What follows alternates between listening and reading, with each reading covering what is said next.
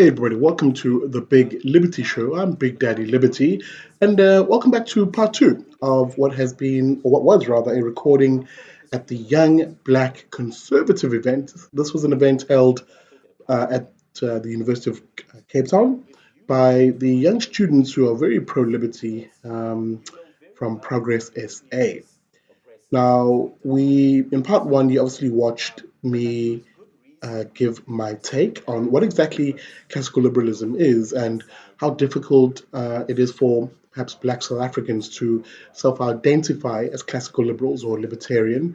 And of course, the other panelist on the show, Homotso Moshikaro, a academic, gave a wonderful rendition as to what exactly conservatism is, the four branches, if you will, of conservatism, and then also had a conversation around, how difficult it is for Black South Africans who may identify as in any one of those four iterations of conservatism to come out as conservative. So we're going to pick up this conversation now at the point of the questions and answers session, where we took questions from the audience. There's about 30 people, well, I lie, there's about 40 people also in attendance, and they wrote their questions in. So you'll hear the moderator Neo Mkwane read the questions out, and then we sort of tackle them each individually. This got very lively, it got very interesting. So buckle up and enjoy this session. And as always, guys, please, please, please consider supporting the show. I am wholly dependent on you guys who donate every monthly as uh, under our crowdfunding campaign, the Friends of the IRR. If you want to become a friend of the IRR, please SMS your name to 32823. SMS costs R1. Terms and conditions to apply. Someone will then give you a call and sign you up for a monthly debit order. Guys, we're not talking about a lot of money. I average about between 70 and 90 Rand per person per month. But it's this money that allows me to do the work that I do, to provide the content, to travel around, and to get to events, and of course, to get to you.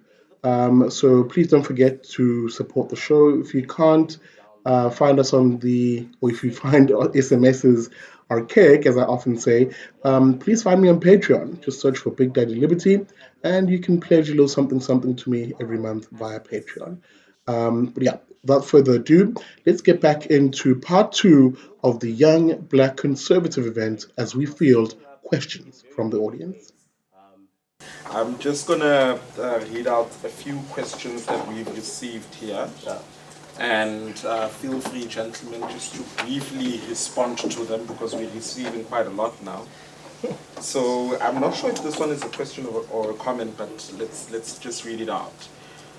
You're more than welcome to write your name if you want your question to be attached and all that.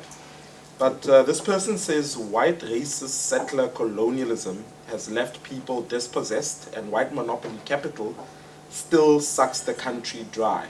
If you are white, you have better access to resources, but if you are black, conditions are not the same.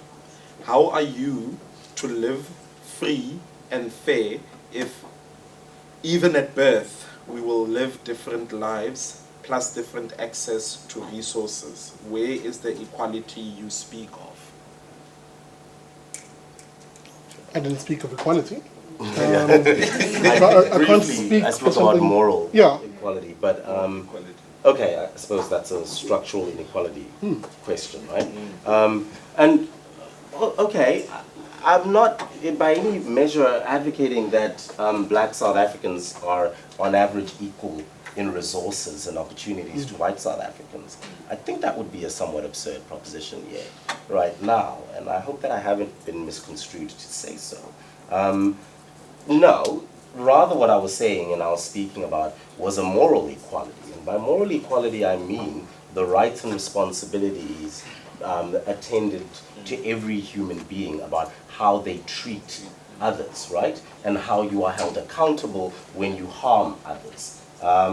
As for what best deals with structural inequality in the economic sense, again, I'm going to accept we're going to really disagree fundamentally about how best to tackle that issue, right? I'm sure people like Sigle would have more market-based approaches to that if they so wish. I will suspect you would have a much more socialist approach to it. And I am sure we'll try to actually work that out. And it will be through vehement disagreement and maybe winning at elections, I don't know. But certainly the one thing I emphasize is the moral equality, right? And this is a radical proposition. I really do accept it. The idea that I ought to be held equally responsible may seem unfair to a certain degree, or the idea that I actually ought to be treated as having equal moral status is a radical proposition. Many people have not actually believed that for a very long time as a matter of intellectual history. It's only about 150 years or so these are acceptable ideas. So I do understand why it seems counterintuitive, but nonetheless, I still think it's true. So some of the questions that have been raised here are similar, so I'm just going to skip to those that have been duplicated. But here's another question for both of you, in fact. This question for you, Sihle. Would you take offense to being labeled a conservative?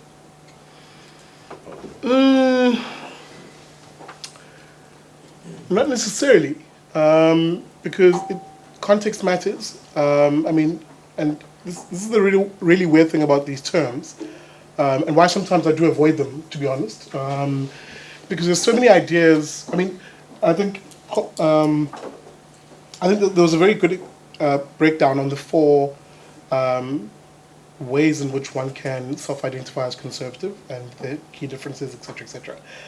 And there are instances where you did realize that there was overlap. So of course not. There are people who call me a conservative. I mean, there's some things I say online which, paint me as a conservative. When I speak, for instance, around rephrase. So there are some things that I often speak about when I describe South Africans, by and large. When you look at the data of who South Africans really are, in terms of their characteristics, broadly. You can argue that South Africans, for example, are people who are God-fearing, law-abiding, by and large, and family-orientated. Now, historically, when I say this, people then think, oh, so you must be a conservative, specifically a social conservative. And I say, well, you can call me that, but essentially it doesn't negate the fact that, even a libertarian or a classical liberal can admit that about the characteristics about South Africans. So the issue really becomes, and my point of argument is, what sort of society do you develop, or what sort of society do you create that allows people to be exactly who they want to be, whether that's God-fearing, law-abiding, and family-orientated, and those who aren't maybe necessarily those three things. An atheist who breaks all the laws, maybe not breaks the laws, but an atheist who's a radical who hates the idea of family. That person should have just as much freedom in a society, a free society, to be exactly who he is. That's the point that I speak about when it comes to identity. It's so the issue I answer, or the issue I lean towards, is how do you create a society that allows people to be exactly who they are, and whatever iteration that looks like, whatever compilation they individually are. I mean, in front of you right now is a black Zulu Jew. Now there are people in this audience who go, "What? Wait a minute, black Zulu Jew? We've never heard something like that." But that's exactly what makes me me. Those are exactly the traits, my identity, the various things that come together that create my identity, and that makes me unique. Every person in this room is unique. So that even if there are some commonalities amongst us, black skin or being raised in a Christian household, yeah, that's all fine and well, but the compilation of those things makes you who you are. So that any argument you then get from identitarians that suggests that you are less than because you're a particular iteration of something is what I deeply oppose. And that's what freedom is about. And that's the argument I've been making tonight. Hopefully, I think it's understood in that context. Homotso, for you, would you ever be willing to surrender your individualism in favor of being prescribed a group identity, an ideology? Yeah, I think I answered that a little bit. That I'm prepared to accept some parts, obviously. And I gave some of the examples under which I would. But certainly I wouldn't ever surrender my moral autonomy. That's never going to happen. I'll tell you that for free. So many questions here, but some of them are duplicated, so I'll just read this one out. Why such useless luxury to impress the potential sexual partner with our ability to afford such access and so on and so forth? There's another side of that. Maybe there's another side, yes. There's a, okay, let me see. Is this person here to try and make sense? Oh, they're not going to own it now. That's a quote. That's a quote. Oh, is this yours? There's a question underneath the quote.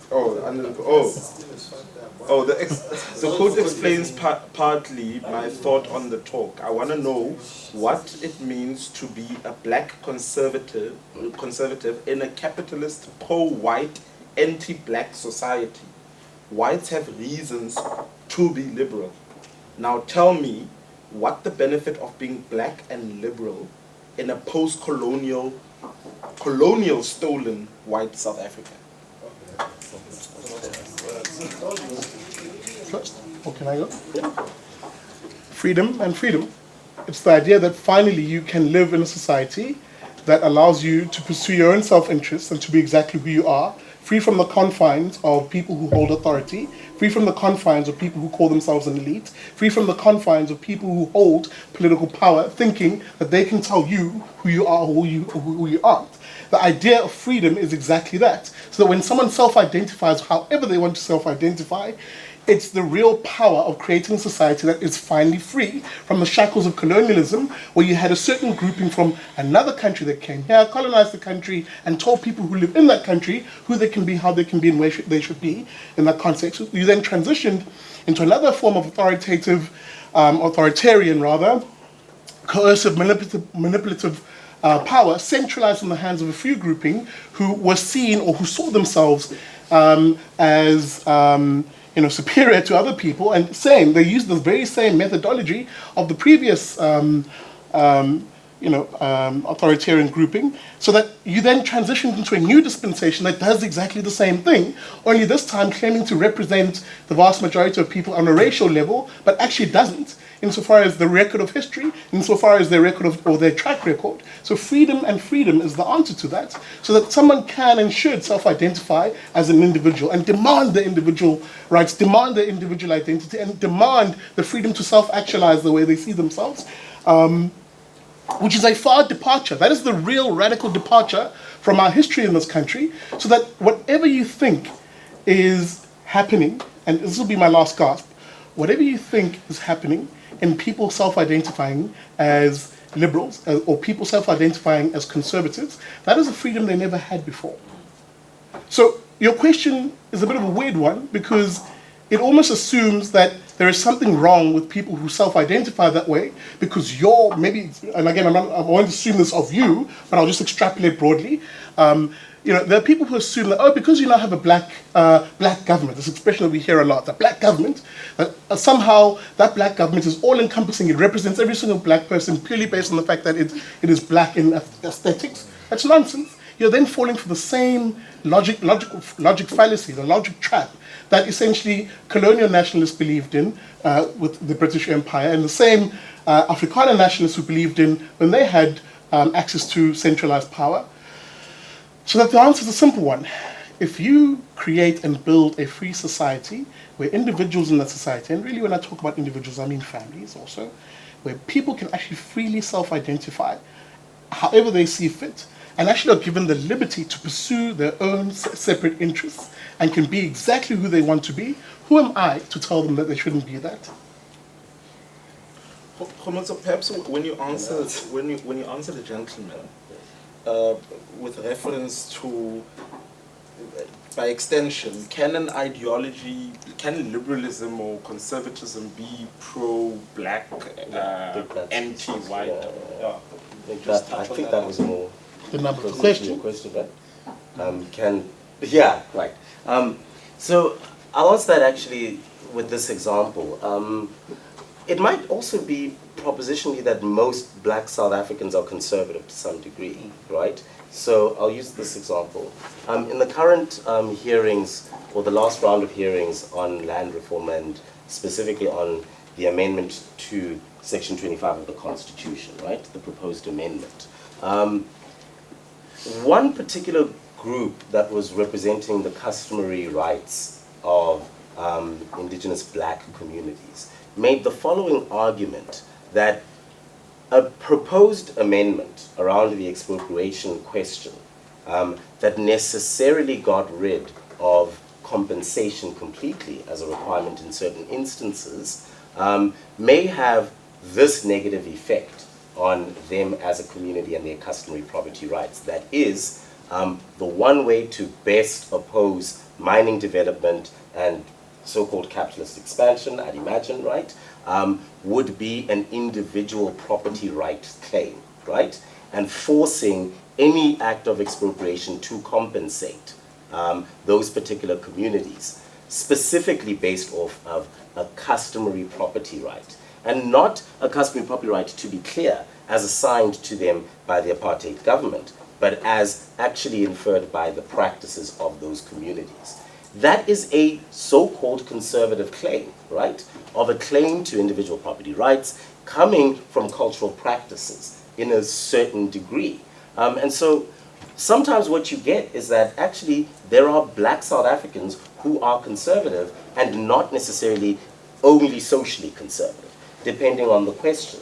And I would argue that in an example like that, that's the reason why you should or you can have benefits that flow from identifying as a black conservative, that black part in particular. But also more to the point, personally, for me, I only identify as such for the same reasons I think gay people took on the label of being called gay and tried to transform it into something else. I saw it used as a tactic to consistently shut down questioning or skepticism about certain claims. And I don't really mind the label that much. I don't really think it necessarily then means that you are an awful or evil person. I'd like to believe that that's not the case from people who know me, that I am not that. But I'm very happy to have that label applied to me, particularly if it's used disingenuously anyway. So that's fine. And then a last point about that would be the black conservative bit. It's that I'm not sure there is something inherently wrong with that. And maybe if someone could perhaps just try to properly articulate what exactly is inherently wrong, not strategically wrong, but inherently wrong with wanting to conserve something that you think has value, for instance, or, I don't know, believing in any one of the forms of conservatism per se. And I'm not certain that necessarily there's something inherently wrong yet that's been articulated about that.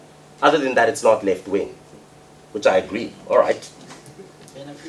And in the same breath, one should also answer the question of what is inherently wrong with a black person who calls himself a classical liberal and wants to live in a free society where they get to decide and chart their own course in life.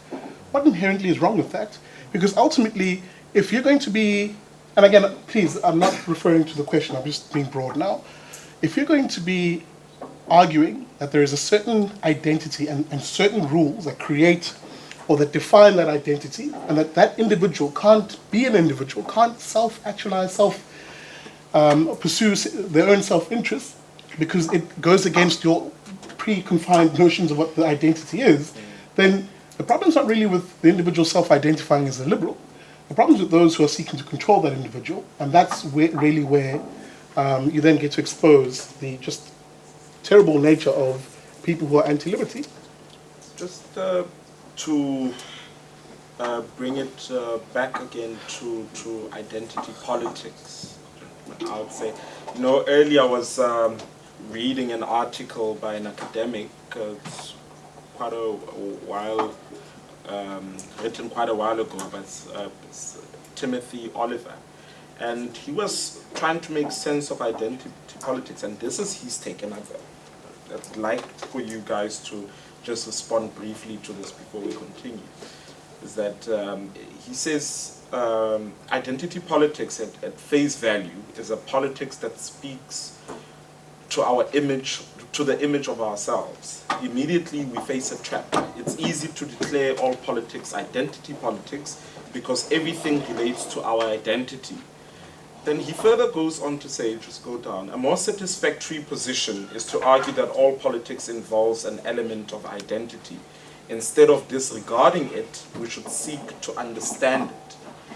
Is there room for identity politics? Should we,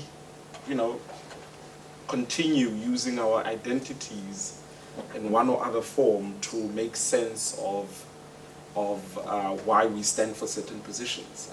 I should imagine that it's quite self-evident.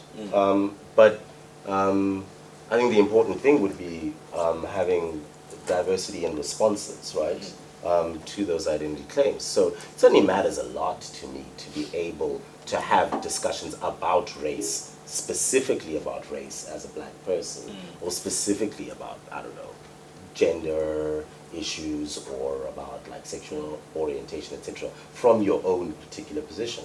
But what is more important is that there ought to be diversity or heterodoxy within the acceptable range of responses, right? As you said, even if you don't like some of my responses, it's not going to make me less that particular identity. I should say so. Yeah, I value intellectual diversity more. I think one can become rather caught up in arguing identity as being just a feature of someone's aesthetics, right? Your skin color, your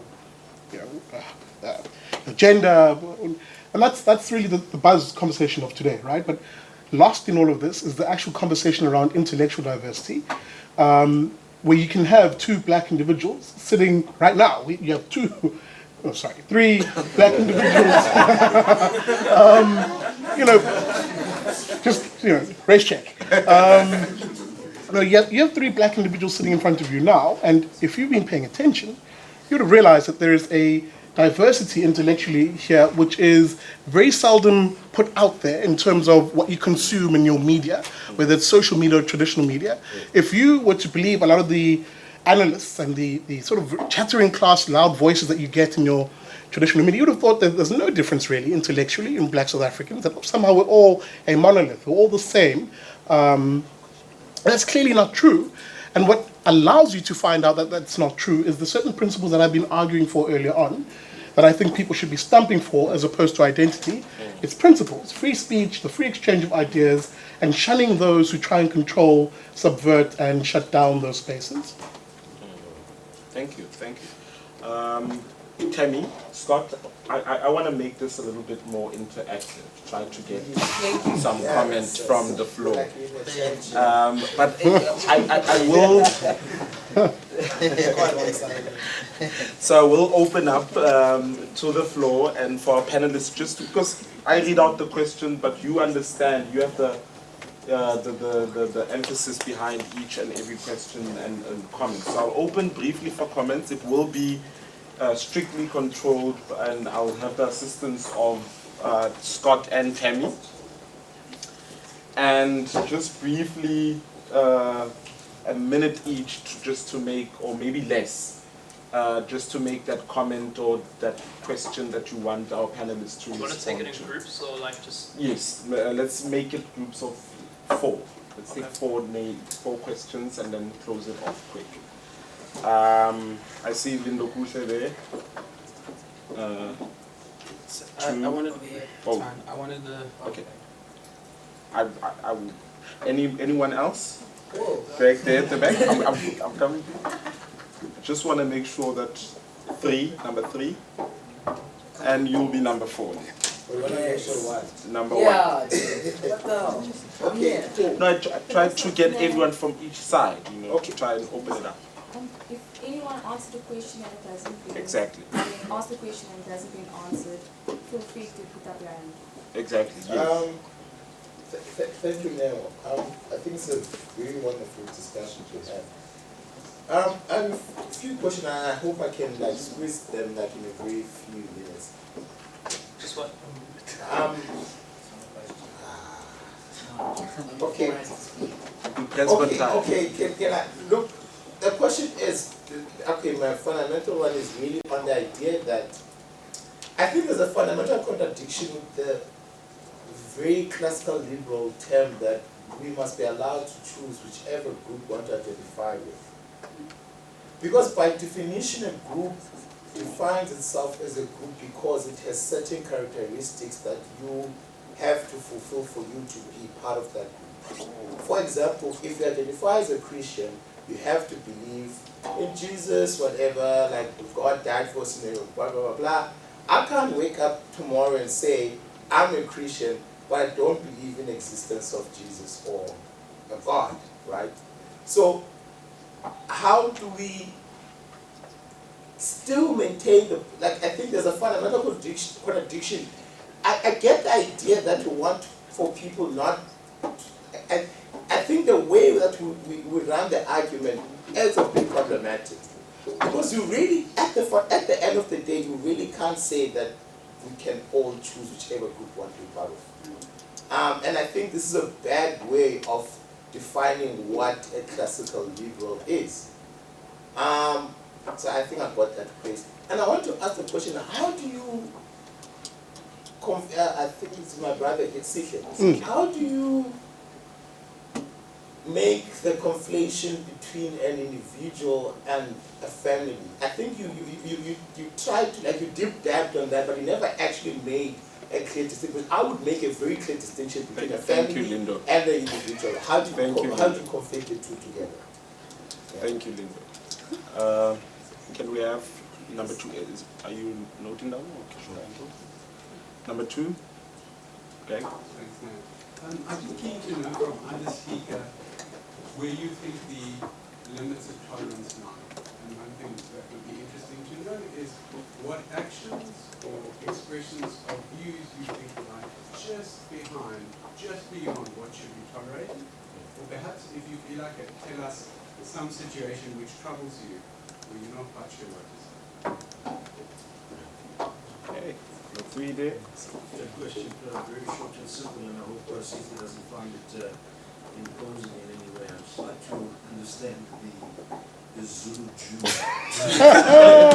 Knew it was going to come up. No, I actually relate. Okay. I will not get into the details of how I relate, but I would Okay. like to hear you respond to that. I'll be glad to. Number four. What's your guys' favorite color? I'm joking. My question is very similar to Lindo's, but I think it draws back to Big Daddy Liberty, as it were. This very interesting point, we're always free to choose our identity, is that furthering Lindo's is that is it really true that the individual can transcend the powers that be in society, and that can a rich man suddenly say, actually I'm poor? Can a poor man suddenly say that they're rich? Can a person who's been black like me their whole lives wake up and say I'm white? Is that when you say you're always free to choose your identity, you can self-identify, but to Oxford guys' point, the definition is that identity is also, it's an interplay between the group and the self, right? Is that whilst it is always fluid, it's ever-changing with how society changes in the individual. But is it really possible for an individual, by sheer power of will, the belief in self, I make 1,500 grand a month, I should live in Camp Space, is that really realistic, that you can just kind of transcend your identity? Lindo. Yeah, exactly. You can't say I'm in UCT and CQT. You can't say I'm in CQT when you're in UCT. You know? You can't just say, I'm rich, but like you're dying out. You can't say you're rich and you're poor. I think. Sorry, but maybe you can. Alleged. Big Daddy Liberty has points, guys. You need to listen to it. It's freedom. Thank you so much. Sorry. Thank you so much. So, gentlemen, the other questions, please. Okay, I'll deal with some of them simultaneously, I think. Well, one, I don't think you can just choose your identity. I'm very suspicious of that claim. But as I said, I think I actually laid out my view on that. But I will actually expand on your last point there a little bit. And it is something I've been thinking about for a while, that the emphasis on liberty, as a critique, at least, my critique of classical liberalism sometimes, is that the emphasis on liberty seems to leave out a whole realm of human life and how we deal with each other, and that's mainly the obligations we owe to each other, right? And an articulation of what it is we owe, not just to our families and to ourselves, but to our communities in various forms. And I mean, I certainly am someone who accepts various obligations that I think are owed, for instance, to UCT students by virtue of my particular affiliations, in fact, maybe I have a strong sense of what I owe to my students, contrary to what they may believe, since I think I invest way too much time, including tonight. And I do think that that is a lack in the discourse, the discussions about obligations, about particularly social obligations that are owed by individuals who have to make society function and work and hold together. And that's another brand of conservatism, I suppose, that I might subscribe to. The question at the back about the limits of tolerance, and maybe a suitable example. Well, I'm a lawyer, so I'll try and pick a legal example in a free speech kind of context. I veer day to day about how to deal with hate speech, generally, right? Because on one hand, there's almost how so a couple of years ago, I spent some time in Rwanda, and I saw how the Rwandese decided to respond to hate speech, which is really just clamp down as much as possible to the greatest extent or degree possible. But then there's the other part of me that's very suspicious about the abuses of powers like that, particularly given to the state. I think the question sometimes about hate speech isn't really what constitutes hate speech, but who will decide. And I'm never really sure I'm willing to have any human being necessarily decide. That power, whilst having been in the context of a place like Rwanda, it's very difficult to make those kinds of arguments comfortably and think you can be taken seriously sometimes. So that's one obvious tension, and yeah, I haven't yet figured out where I stand exactly on that, and I don't have a clear idea about what the acceptable limits of tolerance about that question necessarily ought to be. And I am not a Zulu Jew, so I apologize for those questions. There you go. Good questions.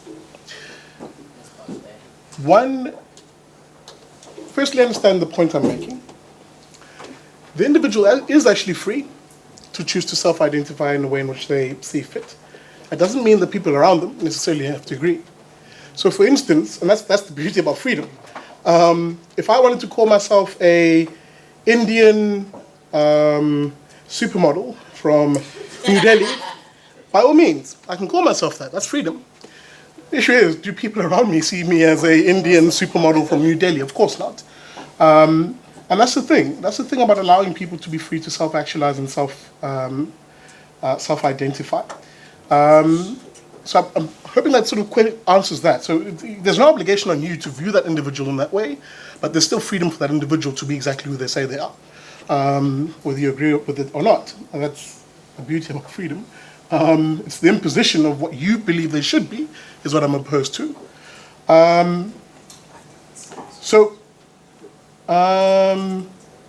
Sorry, I'm just going through those. On this issue of I'll push back a little bit to the panel.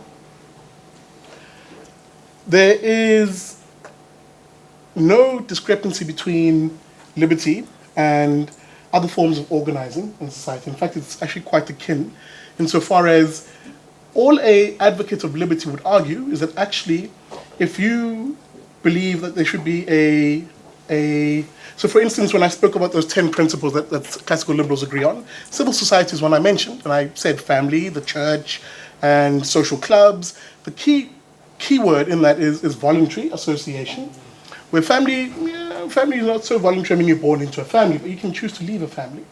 The point being, though, is that voluntary association, there's nothing wrong with that, and there's nothing alien about that concept to a libertarian or classical liberal.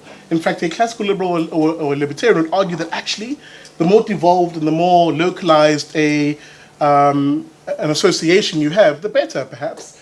What we oppose is the idea of centralizing, on the one hand, power, and also centralizing where you think society should be organized, and invariably would obviously be opposed to centralized, coercive, manipulative power vesting in the state. Where do I draw the line on tolerance? Question from the back.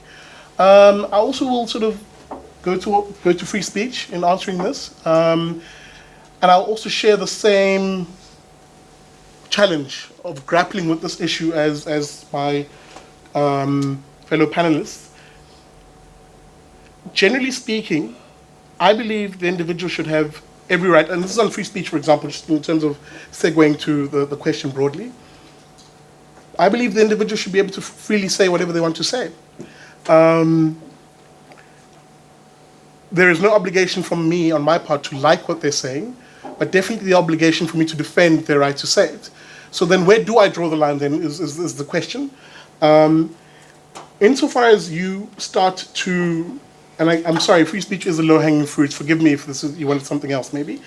Insofar as that individual then beginning to directly incite violence, in the process of exercising their free speech, I believe it's quite reasonable for me to say, actually, I draw the line there, because you're now beginning to enter the territory where your rights begin to impact on someone else's right, and someone else's freedom, essentially, to not be harmed. And I mean physical harm. But it is a tough one, right? It's one which I think as a society we're grappling with, especially after the recent pronouncements by the South African Human Rights Commission, for example, against Julius Malema.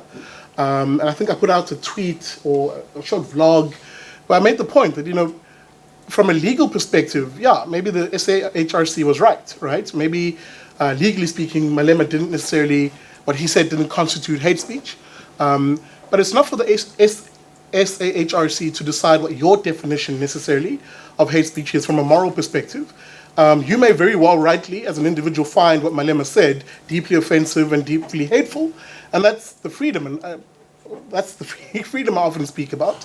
And that's where I would rather allow individuals make that decision, including on where they draw the line on tolerance, as opposed to have a grouping and ordained lot who make that decision. It's a iterative struggle that I have when I deal with these issues on a day-to-day basis. But generally speaking, that's where I would draw the line if I was to use free speech, as an example. Thank you. I'm gonna open again for this last round. Oh, sorry.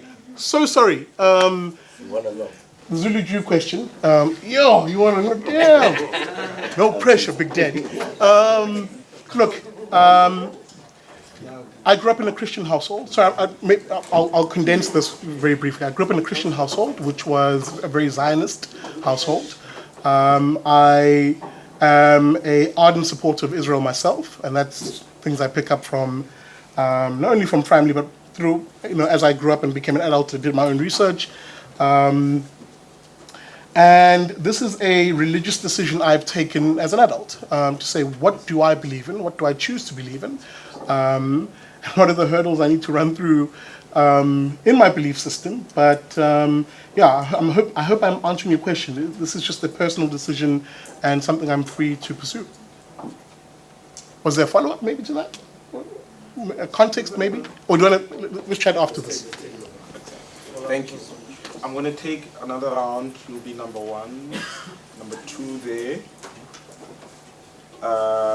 3, 4, 5, 6. Then you remember. You remember. In that order, please. Okay, thank you. I have a question for each of you. Komotso, I think I want to build on your emphasis on obligations. And it picks up from the question that the gentleman asked at the front about what is the benefit in being, you said a black liberal in a pro-white society, if I understood him correctly. And the question points to the fact that changes are necessary for everybody to be able to realize their full potential. Merely having the freedom is not going to be enough. And that if, as you say, we all bear a responsibility towards the community. One of the responsibilities, one of our obligations might be to help to fashion a society in which, in a material sense, everybody does get equality. So in that way, your moral agency and your moral autonomy leads you to actually need to adopt a certain kind of ideology or a certain kind of social plan, whichever one will change the material conditions on the ground. I'm suggesting that having responsibilities and obligations towards your community, not just a little small group, but actually the wider community, may mean that you have to make changes. And going on to Sikhe's points about liberty, liberty, liberty, some of those changes require government. You actually need a coordinated action. It doesn't all happen spontaneously. So that is my concern with the liberty, liberty, liberty thing. And I think your point about moral obligations actually might lead towards certain social programs needing to be put into place. Putting that to you as a challenge if you disagree with it. Right. I probably would disagree on what social policies per se, but to be more clear, I think, I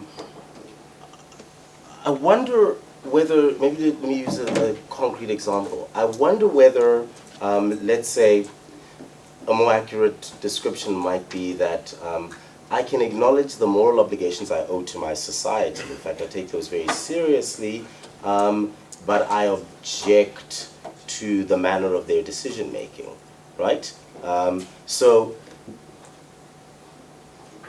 I would think maybe one can make an argument about parastatals, let's say, right?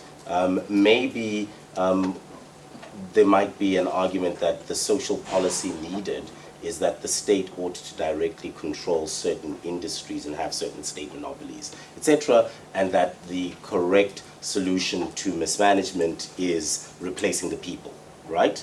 An alternative account might just be, yes, or scale down the scope of government to a particular degree in order to diversify how you actually solve the problem. But I was talking in a far more deeper moral sense, actually, in that I am mostly probably comfortable with conservatism emphasizing duties and obligations more than freedom. So this would be a very diametrically opposed sort of construction. I object in various ways to, I think, incorrectly or incoherent articulations of the moral duties we actually owe each other. And one of my favorite quotes, this brings up, even though I'm an atheist, my Catholic background, I think John Paul II said very clearly, the purpose of freedom isn't simply to do what we want, but to do what we must, to be able to do what we must and not be prevented in pursuing that, right? And I could imagine myself disagreeing with several government bureaucrats about how best I ought to execute the duties I owe to my fellow South Africans. In fact, I think I disagree with most of them. Yeah, so I think that's probably why I would not necessarily accept the social programs necessarily coming from my very strong emphasis on obligations or duties per se. Yeah. The individual pursuing their own separate interests or self-interest doesn't necessarily mean it is selfish. I could be an entrepreneur in Mlazi. Let me use a personal example. I'm an entrepreneur insofar as that I have a few taxis, a few vehicles. The profits of that come to me, but the operation of that benefits a lot of people, 5 people in fact, who are able to put a meal on the table every evening, who are able to pursue their own separate interests because they have a means to an income. However, if you were to listen to, for example, a socialist describing someone like me, they would have called me an evil capitalist, a greedy bastard, someone who just doesn't understand the plight of the poor. Yet I do more for the poor than he does by his waxing lyrical. The point is, when we talk about the obligations of the individual to society, that doesn't always necessarily mean we should vest that responsibility into the state. It can be individuals, both acting as individuals in society or through voluntary organizations. The fact that I belong to a group through my church or my shul, which will be raising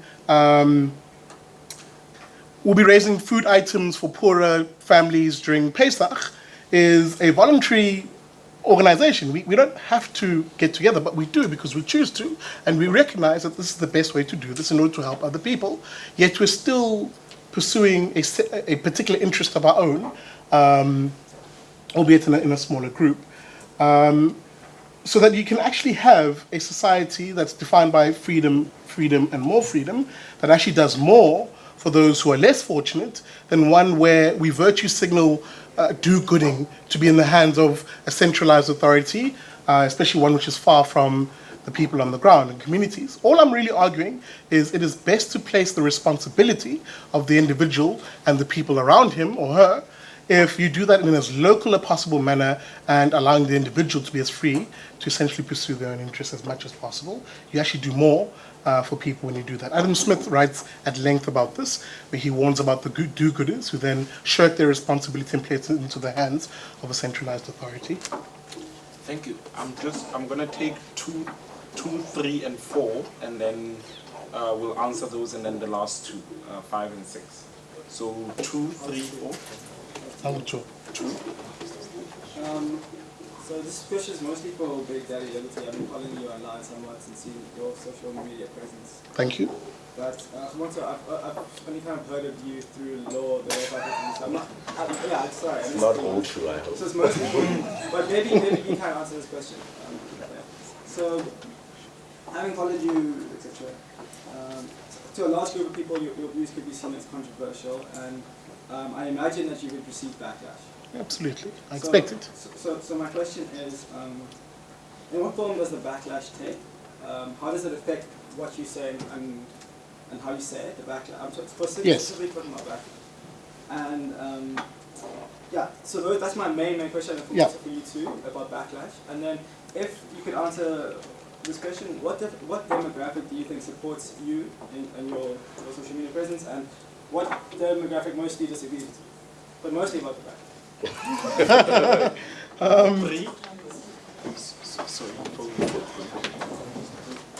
Firstly, thanks to both of you. This has been a very productive discussion. I'll be as brief as possible. I feel like for the majority of the conversation, we sort of strawman the opposition's arguments. So what I want you to do, if you could, is reformulate the opposition's argument as best you can, and then refute its fundamental claims. Yeah. Okay. I have 2 questions. The first one is to Cynthia. The second one is either on 2. The first one is, if you look at the book by Professor Akerlof from Harvard called Identity Economics, and it's where he actually explains how, essentially, when you add identity into the economic models, you have to explain the world from an economic term. Because people subconsciously or consciously act or interact economically with people who are like them or who look like them. So they don't, it's not that they intentionally sometimes want to buy from somebody like them, it's just that they naturally do that. So what happens is, therefore, you then put into the model checking how many times, let's say, the dollar will be in the same community. What you find the Jewish is around 27 times, Chinese 18, blacks 3. Now, what you also find is that when you look at the amount of the time in which money stays in the same identity, you can also predict which are the most affluent communities. So now, with that being the case, with you wanting us to be individualistic, not acting as a collective of blacks or Indians and such. What I want to understand is, when you look at the model, when you simply just want to buy whatever you want, and just obviously if you're black business, or you're white business, or you're Jewish business, the general outcome is your community is not going to be affluent because the general world acts contrary to how you act. So it's not so much that you shouldn't be, as good as you want to be as individualistic, but the general world doesn't act like you. So inevitably over time, that community that keeps its money in its own community is going to be wealthier than that, whether you like it or not, whether you stay in it. So my second question is, quickly, this word Afrikaner essentially comes from, or is essentially meaning African. So that's what they are saying, or they speak Afrikaans, which comes from the word Afrikaans Hollanders, which meant African Dutch. So they basically identify themselves as a name African. Yet, 27 years ago or 28 years ago, we had signage everywhere written Europeans only. Yet they went to those very places. And what, let's say as a native African, because they are African also, as they say, it is angering that they can exploit that double identity as Europeans and Africans simultaneously. We can't. And that is one of the ways in which they are able to benefit, because they have more identity than we do. Sorry, just to understand your question. We can't exploit our European identity like they do? We're not... Because we are not European. Yeah, so that's what I'm saying. Yeah, we're not. But what I'm saying is that they take an African identity. They say we are African, but they simultaneously say we are European. We can't do that. Thank you. I'm going to have to cut the question of the brief responses, gentlemen, please, to those. Also. Sorry, what? Oh, yes. Is that? Oh, yes, backlash. All right, yes. Sorry. Trying to remember all of them. I suppose backlash, perhaps, in my case, would come from the usual name calling. There's always that. That's standard. I did have the benefit of several protest petitions and then several letters to do, I suppose, with some of the material I prescribe. I've had that. And I wish I had more harrowing stories about that. I haven't yet been called officially anything like a neo-Nazi or something like that. But I have, been called, the usual coconut, non-black, blah, blah, blah, blah, blah, blah, blah stuff. House Negro, there's also that. You could sound a little bit more excited. I know, I think the most insulting bit about the backlash is that it's usually predictable, so that's boring. But no, the best form of the arguments against me. Maybe actually one argument is, as articulated by the gentleman behind you, about necessarily privileging a group, right? But that's one form of conservatism about social ties. And in fact, I guess that's just an economic model about taking care of your own first, and then you'll be better able to help others, I guess. And there's a brand of conservatism that would accept that, maybe. But I think a better form of a critique against my own position is far more about contextual factors, right? It's that very many sort of black conservatives or conservative-aligned people, etc., have yet to necessarily articulate a complete ideology, I guess, that really wrestles with all the multiple social factors South Africa is facing, right? Usually they're very good at one aspect or two aspects, etc., but really coming up with what is a coherent kind of, not even ideology fully, but a coherent sort of position and paradigm politically about South Africa's challenges, I think has been more successfully done by a more left-wing discourse. And that is really lacking, right, in the conservative sort of context.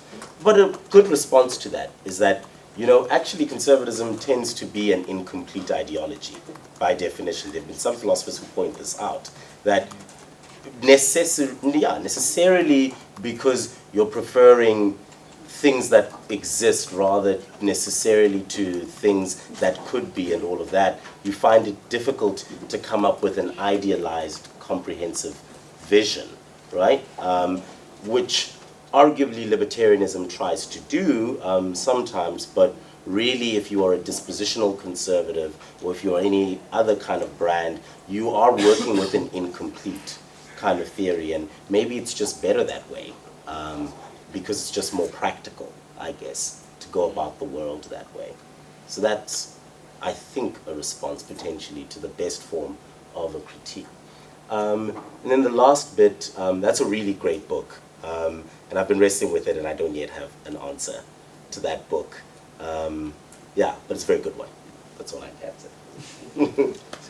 On the backlash, well, same story, the usual, Uncle Tom, bootlicker, Oreo, coconut, blah, blah, blah, blah.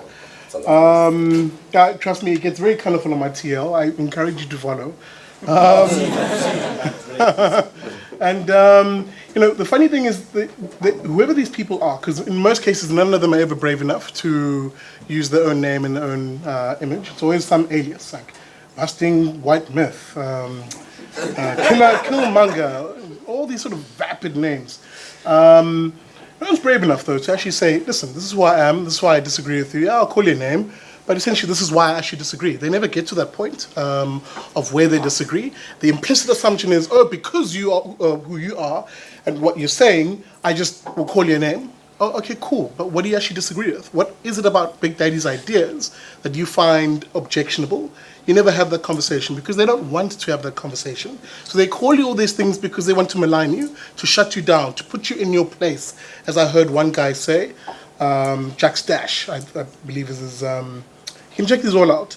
And they, in most cases, they don't realize how they...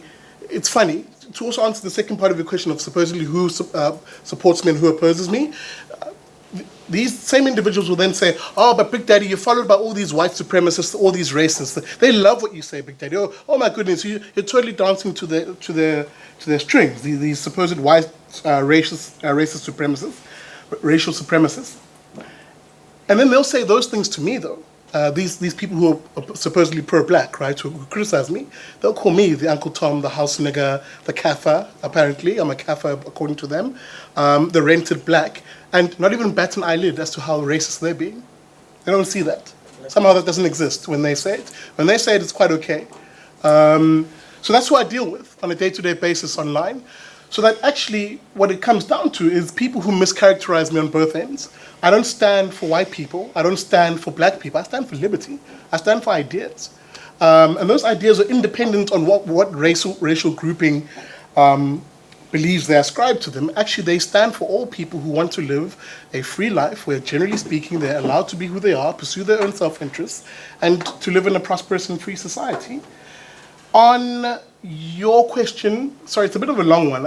If you don't mind, can we have that conversation outside, offline? Because it would be a bit too long to try and get into. Because he asked, he firstly alleges that we mischaracterize our opponents. Therefore, can we rephrase the arguments and respond to them? Please, if you don't mind, we'll gladly have that conversation outside. Your question is actually a very good one. It's an interesting one for me because I didn't... That book again? I would definitely read it. But immediately the principles you spoke of are spoken a lot about, was spoken of, by one of my favorite rappers, Killer Mike. If you're interested, sorry, Killer Mike is an American rapper, love the guy. He has a series on Netflix right now called Trigger Warning. You must watch it, where he speaks on this particular principle. In other words, or specifically, the idea of the dollar and how much it circulates in one particular community versus in the black community in that instance. And here's the thing about being an advocate for liberty and advocate for freedom. If you believe that you want to support black business because that is your choice, by all means, do that. Living in a free society doesn't preclude you from doing that. So that you can be someone who lives in a free society and believes, for example, that, hey man, my rand must circulate in my community for 28 days. It's the number Killer Mike uses when he talks about how often how long the dollar circulates in the Jewish community in Brooklyn, in parts of America.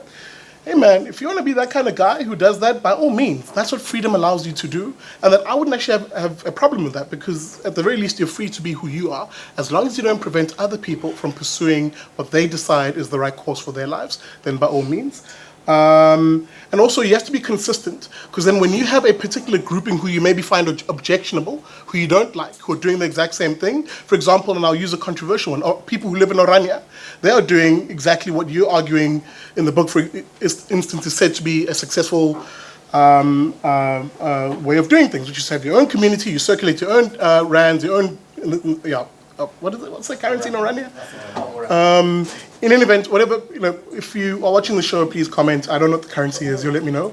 But they circulate their own currency in that. Now, the point I'm making, sorry, before I lose it, is that you also have to be consistent. If you're saying that you would want to see that in the black community, for instance, and I'm trying to paraphrase here, and we'll have this conversation offline, then you shouldn't have an objection when another community, who you may find objectionable, do the exact same thing. And that's the consistency that freedom actually allows for, that everybody should be able to have the right to do what they please, as long as they don't harm the other individual or another person. Thank you so much, gentlemen. I'm looking at the time, and I see that we actually have about 5 minutes left in this particular venue. So just want to thank everyone for coming through. I'm going to give Tammy, where is she, an opportunity just to close off today's event. And I hope there's going to be many more events that Progress hosts, much more controversial than this. And yeah, thank you so much, you guys. You've been a wonderful pair, just sharing your ideas. Thank you.